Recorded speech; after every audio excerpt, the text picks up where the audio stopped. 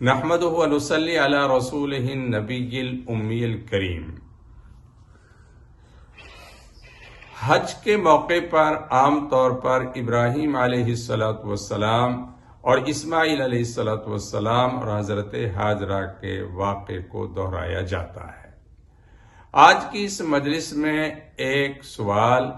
کا جواب عرض کرنا ہے۔ وہ سوال یہ ہے کہ اللہ سبحانہ تعالی نے ابراہیم علیہ السلام کو حکم فرمایا کہ اپنے بیٹے اور اپنی اہلیہ حضرت ہاجرہ کو بیابان جنگل میں لے جا کر کے چھوڑ دو، وہ وہاں قیام کریں۔ تو آپ صلی اللہ علیہ وسلم کے زمانے میں یعنی حضرت ابراہیم کے دور میں مصر ایک بڑا شہر تھا، عراق بھی بڑا شہر تھا، اس کے علاوہ دنیا کے دوسرے بڑے بڑے مقامات تھے اور لوگ کی تہذیب بھی تھی، تمدن بھی تھا، تعلیم بھی تھی، لیکن آپ کو یہ حکم نہیں دیا گیا کہ آپ اپنی اولاد کو، اپنی بیوی کو کسی دوسرے شہر میں لے جا کر کے چھوڑو۔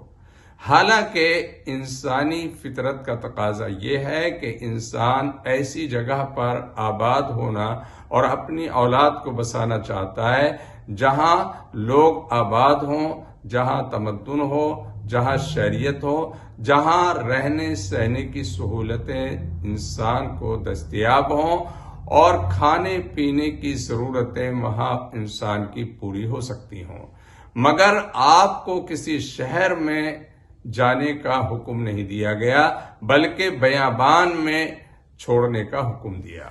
اس کی وجہ کیا ہے، اس کے پیچھے کیا لاجک اور کیا حکمت ہے، تو اللہ سبحانہ تعالی اپنی قدرت کا ایک مظاہرہ اور اپنی قدرت کا ایک نمونہ دکھانا چاہتے ہیں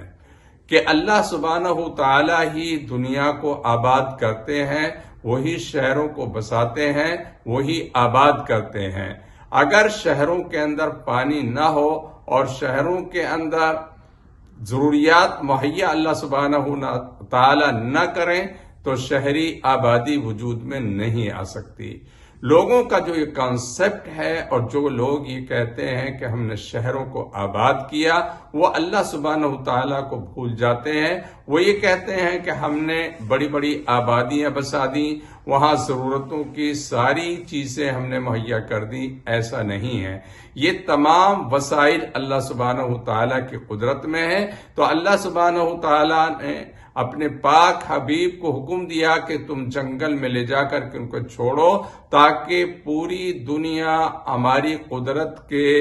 اس نمونے کو اپنی آنکھوں سے دیکھ لے کہ وہ بیابان جنگل کہ جہاں نہ پانی کا کوئی قطرہ ہے، نہ کوئی آبادی ہے، نہ کوئی شہر ہے، نہ دور دور تک کوئی چیز نظر آتی ہے، وہاں اللہ سبحانہ تعالیٰ نے اسماعیل علیہ السلام کے لیے پانی کا چشمہ بھی جاری کیا، وہاں ایک شہر بھی آباد کیا اور وہاں سے اللہ سبحانہ تعالیٰ نے زمین کے ذریعے سے وہ نعمتیں نکالی کہ آج پوری دنیا حیرت زدہ ہے اور دنیا کے تمام فروٹ اور پھل، اناج اور غلہ جات دنیا سے سمٹ کر مکہ المکرمہ پہنچتے ہیں اور فریش ہر چیز انسانوں کو دستیاب ہے۔ اللہ سبحانہ تعالیٰ اس قدرت کو دکھانا چاہتے ہیں۔ دوسری بات یہ ہے کہ انسان زمین کے اندر بیج ڈالتا ہے تو اس سے لہلہاتے ہوئے پودے، غلہ جات نکلتے ہیں۔ تو اسی طرح سے انسان کا ایک بیج ہے جو ابراہیم علیہ السلام نے بیج کے طور پر اپنے بیٹے کو استعمال کیا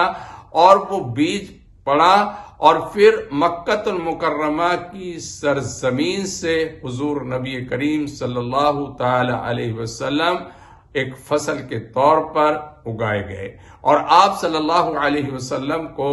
مکہ المکرمہ میں مبعوث کیا گیا۔ آپ وہاں پیدا ہوئے، پھر آپ کی امت ہوئی اور اس امت نے پوری دنیا کو اللہ کی قدرت کا ایک پیغام دیا کہ پوری دنیا اللہ سبحانہ وتعالی کی قدرت کا نظارہ کرے اور اللہ پر ایمان لے آئے۔ اللہ سبحانہ وتعالی سے دعا ہے کہ پورے انسانوں کو حفظ و امان میں رکھے اور ایمان عطا فرما کر جنت عطا فرمائے اور دوزخ کے عذاب سے سب کی حفاظت کریں، آمین یا رب العالمین۔